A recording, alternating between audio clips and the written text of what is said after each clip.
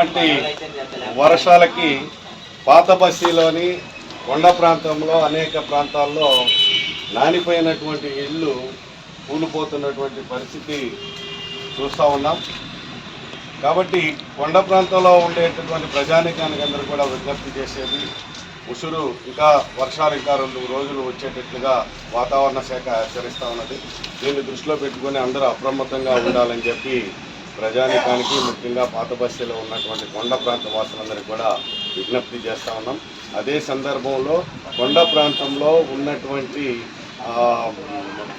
శివరాగ్ర భాగం వరకు retaining walls, పటిష్టవంతమైనటువంటి retaining walls నిర్మాణం చేపట్టేటటువంటి దానికోసం ప్రత్యేకమైనటువంటి శ్రద్ధ వహించాలని చెప్పి తగు జాగ్రత్తలు, ఇటువంటి వర్షాలు సంభవించేటటువంటి సందర్భంలో ఆస్తి నష్టం, ప్రాణ నష్టాలు జరగకుండా ఉండేటట్లుగా జాగ్రత్తలు వహించాలని చెప్పి ప్రభుత్వాన్ని కోరుతా ఉన్నాం.